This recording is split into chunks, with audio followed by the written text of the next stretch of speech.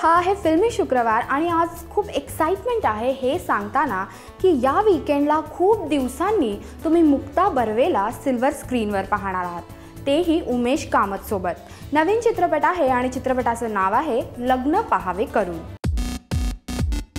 अजय नाईक दिग्दर्शित लग्न पहावे करून या चित्रपटात तुम्हाला उमेश कामत आणि मुक्ता बर्वे यांची एक सॉलिड ऑन स्क्रीन केमिस्ट्री पाहायला मिळणार आहे। शिवाय सिद्धार्थ चांदेकर आणि तेजश्री प्रधान यांचा बोनस रोमॅन्स तर आहेच आणि प्लस या चित्रपटाचं म्युझिक किती हिट झालंय हे आपल्या सर्वांनाच चांगलं माहिती आहे। बऱ्याचदा रोमॅन्टिक चित्रपटांची गफलत अशी असते की हा रोमॅन्स खायचा कशाबरोबर। आय मीन चित्रपटासाठी एक उत्तम प्लॉट असणं गरजेचं असतं। LPK मध्ये तुम्हाला हे पाहायला मिळतं। अर्थातच 2 लव्ह स्टोरीज आहेत, पण या लव्ह स्टोरीज कोणाभोवती कशा गुंफवायच्या ही या पटकथेची खूबी होती आणि दिग्दर्शकाचं कसब होतं। पुण्यात घडणारी ही कथा आहे। अदिती टिळक आणि निशांत बर्वे हे दोघंही एक लग्न मंडळ सुरू करतात। शुभ विवाह हे या लग्न मंडळाचं नाव। या विवाह मंडळात आगळ्या वेगळ्या पद्धतीने लग्न जुळवली जातात, पत्रिका न पाहता।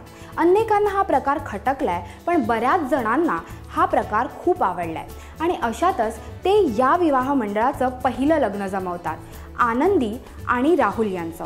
आणि याच लग्नातून पुढे रामायण सुरू होतं। पारंपरिक पद्धतीने पत्रिका पाहून लग्न जमवणाऱ्या प्रख्यात नलिनी दीक्षित या दोघांनाही ओपन चॅलेंज करतात आणि मग पुढे नवीन खेळ रंगतो आणि अर्थातच प्रेम बहरतं।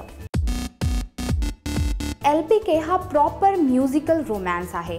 अजय नाईक यांनी कुणाल गांजावाला, आकृती कक्कर, बेला शेंडे, शंकर महादेवन आणि शान या सर्वांना एकत्र आणून एक संगीताची सुंदर मेजवानी दिली आहे। पण चित्रपटाच्या सुरुवातीला एक अख्खं गाणं चित्रपटाचे क्रेडिट्स दाखवण्यासाठी घालवलंय।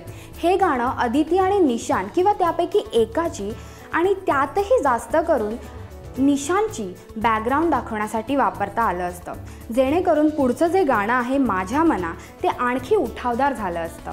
लव्ह स्टोरी म्हटलं की इमोशन्स आणि त्याचं उदात्तीकरण आलंच, त्यामुळे चित्रपटाच्या प्रत्येक सीनला योग्य ठिकाणी कात्री लागणं गरजेचं असतं। अर्थातच LPKच्या एडिट टीमने हे काम खूप छान केलंय, त्यामुळे चित्रपटात तुम्हाला एक बॅलन्स्ड रोमॅन्स पाहायला मिळतोय।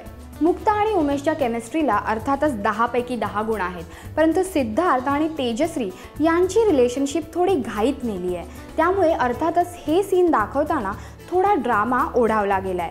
ह्या सीनवर आणखी थोडी मेहनत घेणं गरजेचं होतं।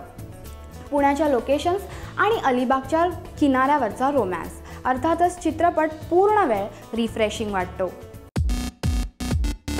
इनिशियली तुम्हाला हा चित्रपट मराठीतला बँड बाजा बारात आहे की काय असं वाटेल, पण असं मुळीच नाही आहे। तिथे नुसती लव्ह स्टोरी होती, परंतु इथे एक लव्ह स्टोरीची एक वेगळी गुंफण पाहायला मिळते। अर्थातच ती खूप मनोरंजक आहे, यात काही शंका नाही। मी या चित्रपटाला देते 3.5 स्टार, पण अर्थातच तुम्ही जाल आणि हा चित्रपट पाहाल। अर्थात मुक्ता आहे आणि उमेश आहे। तुम्ही तुमचे पोस्ट आणि कमेंट्स, रिव्ह्यूज आम्हाला नक्की कळवा। त्यासाठी तुम्ही आम्हाला यूट्यूबवर सबस्क्राईब करू शकता। आमचा यूट्यूब ॲड्रेस आहे youtube/राश्री मराठी। त्याचप्रमाणे तुम्ही आम्हाला फेसबुक आणि Google+वरही जॉईन करू शकता। तर हा होता आजचा मूवी आणि आजच्या चित्रपटाचा रिव्ह्यू। नवीन चित्रपटासोबत पुन्हा भेटू, तोपर्यंत एन्जॉय द वीकेंड।